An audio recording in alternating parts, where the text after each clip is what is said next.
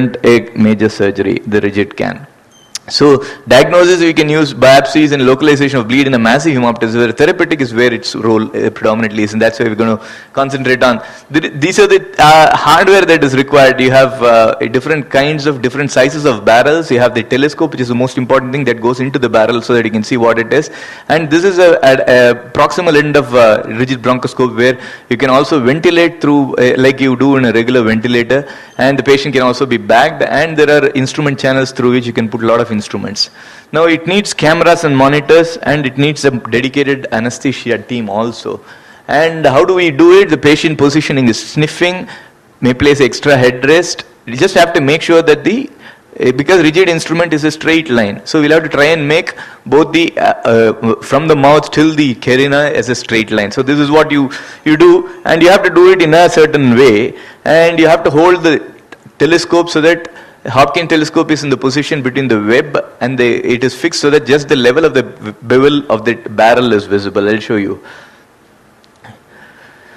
Usual anesthesia will be in a case of elective thing, bronchoscopy, we use a short GA with paralysis, airway should be stable, and there is no critical stenosis. Whereas in the most cases that we involve, or when there is an emergency relatively, so we use what is called as a total intravenous anesthesia, and especially when there is a critical stenosis or when the idea of airway is not there and there is a massive hemoptysis. The reason we do that is if the patient has at least some spontaneous breathing. So you open the mouth like that, and then you first go, this is the barrel, the tip of the barrel will be definitely visible. First thing is the uvula. Once you see the uvula, just lift it up, you see the epiglottis, and then you go under the epiglottis, lift it, and then you see vocal cords.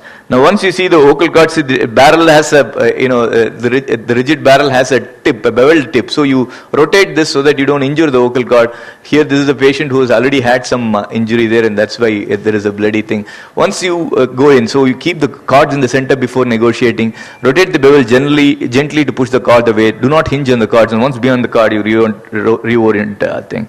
Now look at this particular case. Now, it looks quite a juicy thing, but if you, instead of doing a biopsy, what we did was just put this needle and see what the lesion is actually. Once we put the needle in, we realized that there's a lot of blood in that, which means it's a vascular lesion. Had we gone ahead and biopsy, it would have been a kind of disaster. So when in doubt, you just put in a TBNA needle inside, it will be a good option. And if the EBNA is negative, then rigid bronchoscopy would be the best option. Like this is a patient who has a bleeding tumor. So what we did was we just had to kind of go through this. This is a tracheal tumor with an infiltration into the thyroid tumor rather. It's a papillary thyroid with an infiltration into the trachea. What we did was just a bleeding, actively bleeding lesion. So the rigid bronchoscope barrel is inside. We just had to secure the airways and just push this bronchoscope in.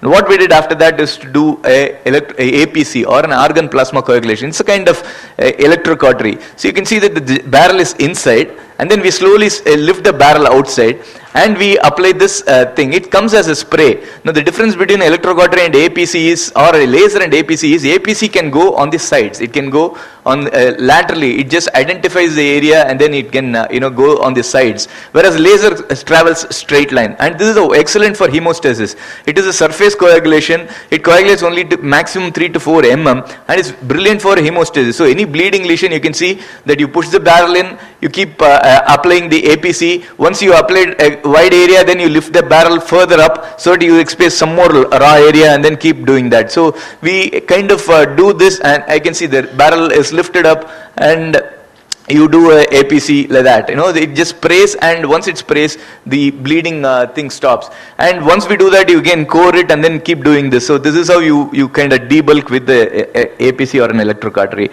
Now again, this not only helps in debulking, the rigid bronchoscope also helps in removing of certain benign tumors. Now this is a benign tumor which is a polypoid which is sitting in the distal left main bronchus. Now this is a patient whom we also had some had a recent MI, so we had to wait for 6 weeks after angioplasty. We're using a bare metal stent, and then we started doing this. Now you can see that it's a polypoid lesion because it just keeps moving back and forth. So this was done in 2010. Now what we did was we just push in a snare. Now this is a electrocautery snare. Now this snare will go around. This is useful for any polypoid lesion. Now the lesion has a thin stalk. This snare goes around. Once you go around, you just apply an electrocautery. Now electrocautery is available in any hospital, and this one is connected with the electrocautery. We'll have to have certain basic principles and identify the safe way of doing it. But once you do that and you make some cautery cuts of the polypod lesion, it just comes out. So you kind of remove it, and this is just a hematoma. This patient had a hematoma, didn't really require much of anything. So this is how the left main looked after the procedure. It came from the wall of the left lower lobe, medial wall of the left lower lobe. So the patient is doing well and is on active follow-up. Now a similar case like what we had, the earlier one was a papillary carcinoma. This was another gentleman who had a CA thyroid. He had diagnosed in 2007, presented with stridor 6 months ago. He had a rigid debulking. We did it 2 settings actually, just rigid debulking. Again, last to follow up, and he presented with the second. So about 1 year after debulking, he came. Now this is a patient who had a CA of follicular carcinoma thyroid, and you can see that the infiltration into the trachea, there is also an extrinsic component and an intrinsic component. This is an intrinsic component, and there is also an extrinsic component. Now rules of interventional pulmonology is, if there is anything intrinsic only, we use all those laser or electrocautery and do it. If there is an extrinsic component only, we just do a stenting. If there are both, we have to do both this. You'll have to debulk this and also place a stent. Now this patient come back, and since though it is a malignancy, thyroid malignancy, people are known to live long, so we had to go for a silicone stenting. Now this gentleman was a huge guy, and we had to kind of core this internal component. I just did a mechanical coring and did some we picked it up and then did some electrocautery, and so made sure that the internal diameter is okay. And after that, this patient needed a tracheal stabilization and surgery for debulking the external thyroid tumor, which was also done. Post-surgical thing, we just did a radio ablation of a residual thyroid. So whatever remaining component was also handled by radioadden. Now there are 2 types of stents. So to tracheal stabilization, we have both self-expanding metallic stents, which is covered and uncovered, which is usually done for a malignancy, especially because the survival is only less 6 months. I mean, in those kind of malignancy, use this. If not, then we usually use, and we are big fans of silicone stents because these are very nice on airways. It doesn't really cause any problem to the airways, and all the problems can be handled. I mean, it is difficult, but can be handled. And Dumont stent is what we usually do. So this is a TON applicator. This is an applicator that I used along with the rigid bronchoscope when you use a stent. So we have a silicone spray, and this is a stent. A small piece of stent is what we're planning, and you can see that this is a silicone spray, and we place the stent. This stent has to, this is a 18, you must understand this is a 1.8 centimeter diameter of the stent. So this has to go through a barrel which is a 14 barrel. So we'll have to compress the stent and then load it inside a applicator. This is a stent applicator. You push this into the stent applicator, and once this is inside, this is a stent loader. You push it down.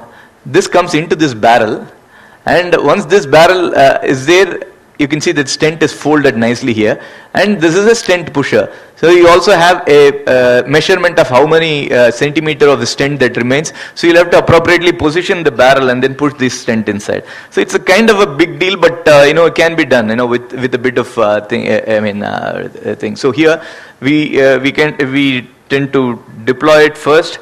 We just push the stent, and we found that in this particular case, we push the stent, and this is the biggest stent available, 18, and this trachea was slightly bigger than that. So it just slipped back. So this is a rigid thing placed in the subglottis. We find that it is slipping back, and so we'll have to push it back. So we kind of push it, and all these have been handled, and so that's why it just loose secretion, it just comes out, which will be taken out by regular suctions. But what we found in this particular patient was this stent would not probably remain in place because it comes easily up and down. So all the patient needs is to cough. So what we did was, again, this was a kind of innovations we did.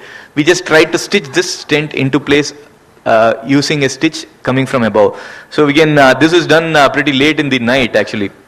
So this is done in a bronchoscope. Usually bronchoscope room is used only for flexible stuff and EBUS, but here we had to do this because it was late in the thing and the patient had a migration. We had to work again. It was around 8:30, 9 o'clock in the thing. So you can see that this is a loose secretion was taken out. It looks pretty now, but again it can go back in. Now if the stent can easily move up and down, it usually can come out, especially the silicone stent. So what we did was we did what I mean, very few cases have been described in the literature. Early 90s, using Hendrick. I mean, in the US, they have tried this, and we just tried a different modification on that. We just took the suture from the skin down and looked at it inside. The needle, the suture needle has come out. We just take it out, and then in a slight difference, around this side also, we taken another suture also.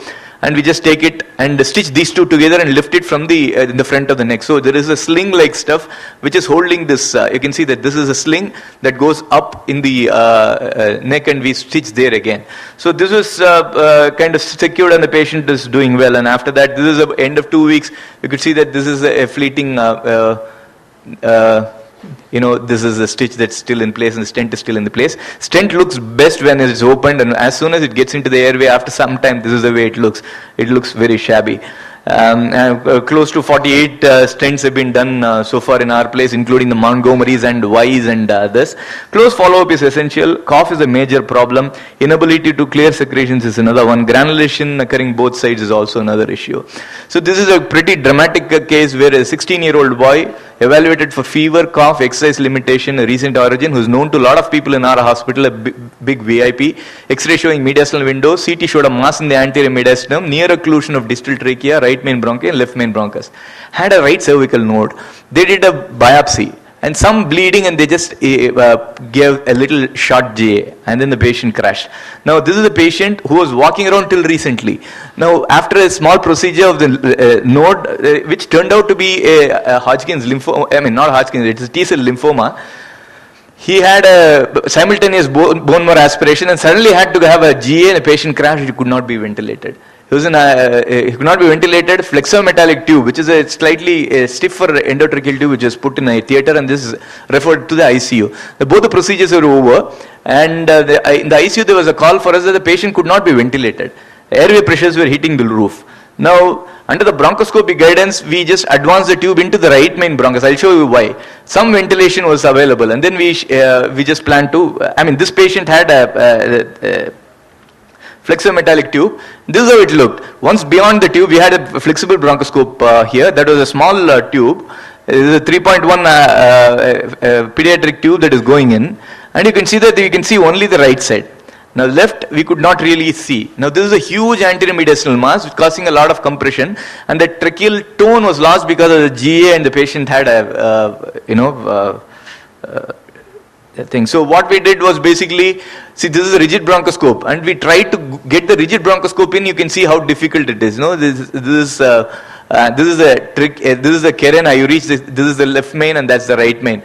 And then what we did was we just pushed a bronchial stent inside first into the left main bronchus. Right was not as much involved as the left was. So we put in a bronchial stent 12 size inside.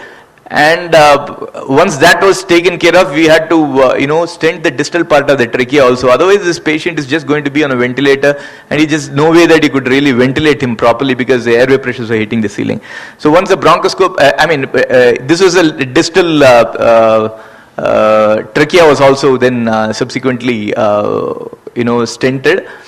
We had to make a small opening in the left side, left end of the distal end of the stent.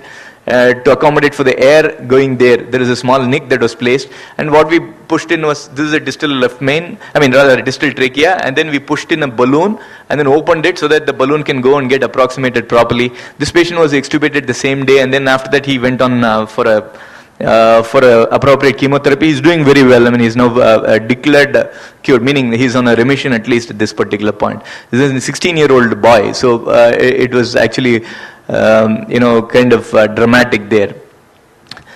And you can see that this is a distal end of the trachea, and you can see there is a small nick made to get air into the left main, because silicone tubes are straight tubes. It doesn't really respect our anatomy. It'll just go straight. It'll just stand straight. It doesn't really change anything. So we'll have to, kind of use certain customizations to allow thing. And you can see that the mediastinum was back in place and the stent was again in place. There are 2 stents in fact. And subsequent treatment, got extubated day 1 post-op. We did it late in the evening, and the next day morning was extubated. Diagnosed as a T-cell ALL and started on NHLIC, BFM, whatever protocol. And this is end of 1 month. Now, end of 1 month, you can see that this trachea is totally normal. All the node has vanished. And so you can see that the trachea is normal. And again, this I have shown you to see how easy it is to remove a silicone stent. And see, this is, you can't even see that there is a stent in place. You can't see that this is the airway that was there about 4 weeks ago. And so you can see this is the proximal end of the stent. So it's just go in, hold with the stent, grasping forceps, make a few rotations. It just goes in, very obediently inside the barrel, and all you need is just to take it out. Now it just doesn't cause any problem with the native mucosa, and that's how friendly it is to the native mucosa. And again, you go in and then remove this bronchial stent also. The bronchial stent was, see, as I showed you, I told you the bronchial stent will stand like that. It just is a straight tube. It will point towards posteriorly. So there is no way. Whereas a silicone metallic stent will just expand, so that it will respect your anatomy. So it will look better when you use a metallic stent, but a silicone stent will just stay there. So but a metallic stent has its own problem. So that is why we don't use it for anything other than malignancy. Where for these things which are relatively benign, this is a good thing. So this is a stent with a bit of a muck at the end of 1 month. And last a few things about post-intubation tracheal stenosis. There's a last couple of cases, and I think we're done with that. Now, post-intubation tracheal stenosis is the only benign condition which comes with a regularity for an interventional pulmonologist. Most of the other things we've been handling are malignancies or quasi-malignancies, a very rare benign tumor here and there. As far as therapeutic ream is concerned, but as PITS is a bread and butter for an interventional pulmonologist as far as rigid interventions and silicone stenting. There is a significant reduction in the post-intubation tracheal stenosis recently after using of high volume and low pressure curve, but still the incidence is something like 10 to 19%. It's huge, but most of them are asymptomatic. Incidence of symptomatic stuff is still 1 to 5%, which is huge, because there's a lot of interventions, a lot of critical care advancement that's happening, and a lot of people are living long enough with the disease that they never used to live. So with the advent of all these things, I think there is an increased incidence in post-intubation or post-tracheostomy tracheal stenosis also. The clinical signs will depend on the flow velocity and degree of obstruction. We'll just skip that. But generally what happens is, after a lot of pressure on the sides, especially in a patient who has hypotension, there will be an ischemia. Now once there is an ischemia, the cartilages gets unmasked, they get inflamed, and then get replaced by a cicatricial tissue. There can also be a deterioration of a cartilaginous support. When there is only a cicatricial tissue, it develops what is called as a simple membranous web. Whereas there is a deterioration of a cartilaginous support, the cartilage also collapses and there will be granulation and causes a complex stenosis. So it can be a simple web-like stenosis like this, or a complex stenosis which can be involving more than one cartilage. Surgery obviously is a treatment of choice if it is a small segment. It's indicated for a short segment and a non-inflammatory tracheal stenosis in young patients, and the success rate is 90%, but there is a 3% chance of post-surgically developing a post-intubation tracheal stenosis. So that is also there. Whereas an endoscopic treatment generally precedes the surgery. Definitive treatment in case of an anesthetic or a surgical contraindication, or a standalone therapy in a lot of cases. Bronchoscopic treatment definitely produces an immediate relief of symptoms and allows the surgery to be laser. And the required things are rigid bronch, apart from ancillary tumors, ancillary tools, beg your pardon, dilatation, laser, electrocoagulation, and obviously the stents. Now, coming back to the first case that we started with, a 21-year-old lady ventilated for 12 days, 4 weeks ago. Progressive respiratory difficulty, more for 2 weeks duration, she couldn't lie down. This patient had a stridor, ABG showing a type 2 respiratory failure. Now, this is a bronchoscope rigid bronchoscope inside the trachea, and we find no orifice. Now we find that there is a small orifice. This is what she has been breathing through. And this is the case we did only with the intravenous anesthesia. You can see that small, about 1 mm orifice, which is, she is almost breathing through a straw. And we're just showing an unedited portion of trying to pass a guide wire to show how it is difficult, how small this hole is. First thing is we try to pass a guide wire. Now once we pass a guide wire, we can pass a balloon, and once we pass a balloon and then open it up, there is a temporary thing, we can kind of breathe easy. Till such time it was a lot of tension in the room with we struggling to push this guide wire, small guide wire, into that particular orifice. And so we struggled and ultimately we got it in. And you can see that we had to position the rigid bronchoscopy a little distal and guide us to push this guide wire assisted balloon inside. So once this balloon is inside, we instill saline. There is a predetermined pressure that comes with it. These are bronchial balloons, and we open it. So there are serial dilatations that can happen from say 4 millimeter. It can go on up to 18 millimeter. The balloons are available till such things. So once we found that there is a reasonable airway, now we can even use the rigid bronchoscope. This we used a 11 size barrel, and so we can go in and then open it, and you can see how close it is to the carina. So this is a very distal kind of obstruction, which usually happens in a shorter necked people for some strange reasons. Now you can see that once the thing is dilated, you can see carina, and the carina is starting to show up, and the left main bronchus shows up, and the right main bronchus shows up. So once we do that, and kept dilating till we got a very good thing. And after that, this is only what we did, because we had to plan for a stent subsequently if she comes back, because she came from Pondicherry. She was referred from Pondicherry. This is the end of day one and looked good. She came back in 2 weeks time, it was okay. She's still under a follow-up, she's doing quite okay. So this is possibly only a membrane, so we didn't really bother to do much. Active follow-up, this is the end is almost close to 1 year, and we quite happy, because from now on the ability to come back again will be less. It happens very fast, and this is a very happy lady. Whereas high subglottic stenosis is where you can't place a stent, and I think this is the last patient, a young patient, post a road traffic accident on a tracheostomy close to 8 months. This patient was on tracheostomy for 8 months, and every time they try to decannulate, he has a problem. And this is the reason why. When the ENT people looked at this, vocal cords are fine, and then they tried to decannulate it, and then they found that this is a huge flap of tumor. Rather granulation, which is covering the thing, and the tracheostomy was efficiently bypassing it.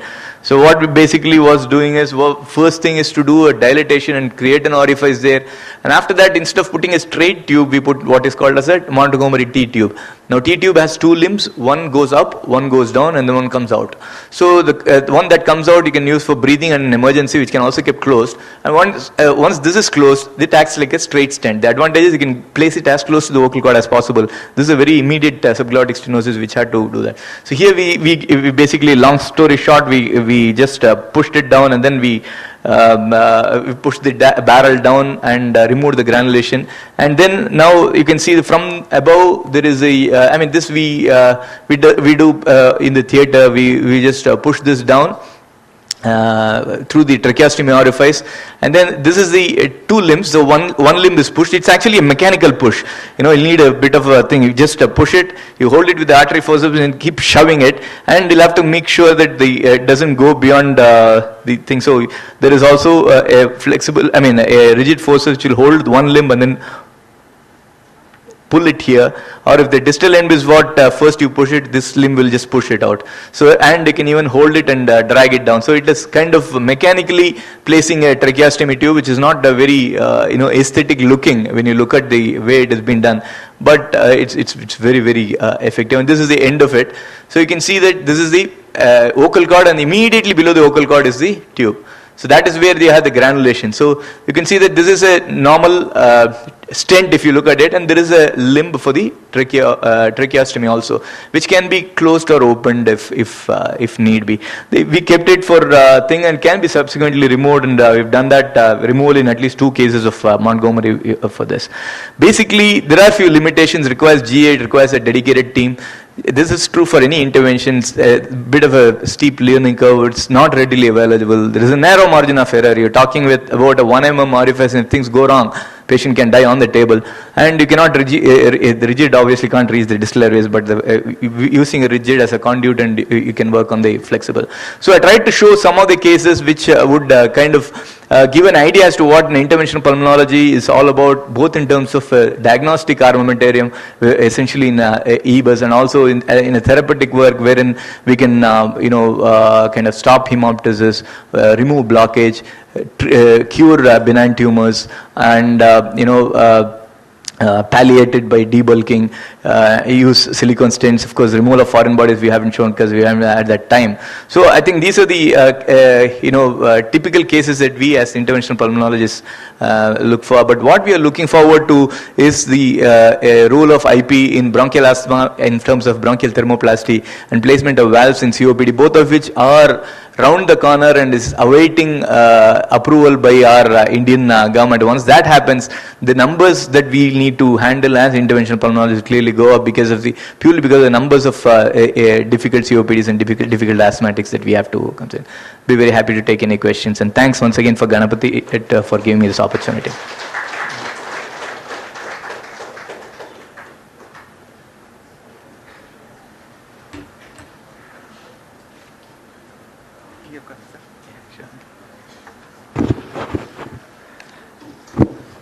So your talk and your slides is a testimony to your outstanding work.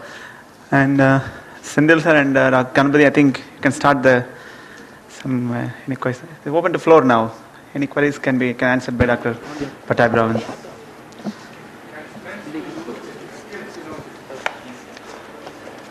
Tracheal stent. Yes.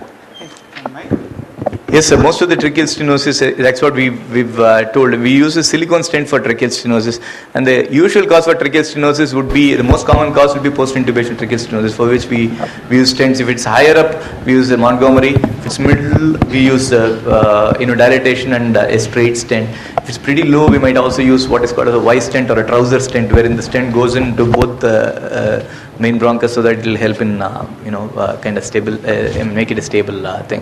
Usually we keep it for about 1 year or 1.5 years, and then we remove it. It's called as a trial removal. Usually 90% of them will require that only, because we use a stent only to stabilize the airway. If the cartilage is destroyed, we use a stent. Otherwise, we don't use a stent. We just dilate and leave it at that. So if the cartilage is destroyed, we have to support that thing, and it takes some time for it to improve. It typically takes about a year or 18 months. For some people, it might go on for 2 years or even 3 years. So you'll have to keep doing it every year. So how to avoid, first of all, the pit, sir? Okay, that's a very important question. What are the factors that affect the pits? One is, too much of pressures, and the lateral pressure that is applied. So you'll have to keep looking at the cuff pressure and maintain it around 20-25 to make sure that it doesn't cross beyond the capillary pressure. Once that happens, there will be an ischemia, and once that happens, that will lead to a trail of thing. Too much of handling, using an appropriate size tube with an appropriate cuff pressure is the most important thing that we'll need to use. So usually an injury will lead on to further things as far as trachea is concerned. So instrumentation and being gentle on the trachea is the most important thing. What's the investment of your endobronchial ultrasound, sir? Investment? Okay, investment, when we bought it, it was close to 80 lakhs. 80 lakhs. 80, yeah. So that was at that point. Now there are about 17 centers in India doing an endobronchial ultrasound. The cost is now around 45 to 50 lakhs. So it's come down, and see, there are two things that you need to buy. One is the ultrasound part. Another one is the bronchoscope part. Each costing around 20-25 lakhs now. The approach to unresolved pneumonia. Next one.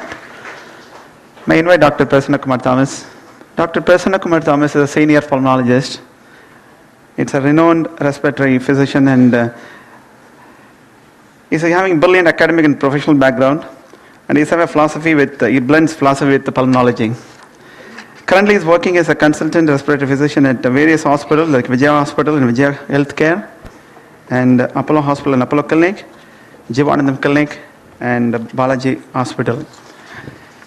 Sir, as far as they go through the CV, I could understand that the talent is always the conscious of its own abundance and does not object to sharing. Your CV clearly depicts the social contribution, like attending free camps and doing social service. No grand idea was ever born in conference, but a lot of foolish ideas have died. That's what we are going to have a clear idea today. Even the correct decision is wrong when it was taken too late. As Einstein once said, the man who views the world at 50 as he did at 20 is wasted 30 years of time. So we need to change for the time. As an all-pulmonologist and all physicians' talent to endure stems from ignorance of alternatives. Eventually we may end up losing the patient's life. Diagnosis is not the end, rather it's a starting of the practice. Now we have Sir, senior consultant, who put us through the clarity of our thinking. Over to you, sir. Yeah, thank you for those kind words of introduction. We're talking about, I thank Dr. Ganapathy Subramanian for having given me the opportunity to be here. We're talking about experts, and I think it was Einstein who once said, an expert must be the student, and then only the student can finally become an expert. And I think that's the way the world goes. It goes round and round. You're here one day and you're gone the next, and somebody else walks in, and that's the way it is. Pattabhi, thanks for a great lecture. Wonderful. And if you have seen a 3D movie with Pattabhi, and you have seen a director like Shankar or somebody like that, I'm going to take you back to Bhim Singh. And please don't get frightened, run away. Old sometimes is considered gold. I'm going to take you back to the ages of A.M. Raja and P.V. Srinivas. We'll see what best we can do with that. Now, a pneumonia is always a problem. A problem in the sense that we get too excited with it, or we consider it too trivial, and I think both are wrong. The question in pneumonia, I think, is to maintain a middle-of-the-road policy, which I think is so difficult in the way we work, because that's the way we are made, really. We want to make a huge mountain out of a molehill, and then we find that there's neither the mountain nor the molehill, and only the ground. We need to realize this, that there is a very clear, systematic way that we need to look at pneumonia, and we try to see what are the causes for these non-responsive pneumonias that you're looking at. The first confusion, I think, arises with